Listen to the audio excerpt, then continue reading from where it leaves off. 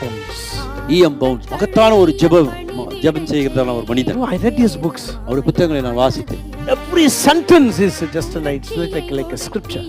ஒவ்வொரு வாக்கியமும் இதுவாக ஒரு வேத வசனம் போல இருக்கு. And after his death, அவருடைய மரணத்துக்கு பிறகு they found such a big, so much of a bundle of manuscripts laying in his room somewhere in the shelf somewhere.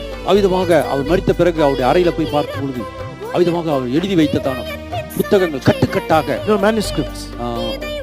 what do you call manuscript? What he wrote. அவர் அதாவது குறிப்புகளா எழுதி வச்சது. அந்த குறிப்புகளினுடைய அந்த பேப்பர்கள் கட்டுக்கட்டா இருந்துச்சு. அதெல்லாம் எடுத்தாங்களாம். But one man, he took all that. ஒரு மனிதன் எல்லாத்தையும் எடுத்தார். Again he is rewritten everything. எல்லாத்தையும் அப்படியாக அவர் தோன்றதெல்லாம் எழுதி வைப்பார் பாருங்க, அந்த மாதிரி குறிப்புகள் அது. Amen. Manuscript. And he wrote it. அதை எழுதி வச்சார். And he asked publishing houses, will you print this? Will you print this? அவிதமாக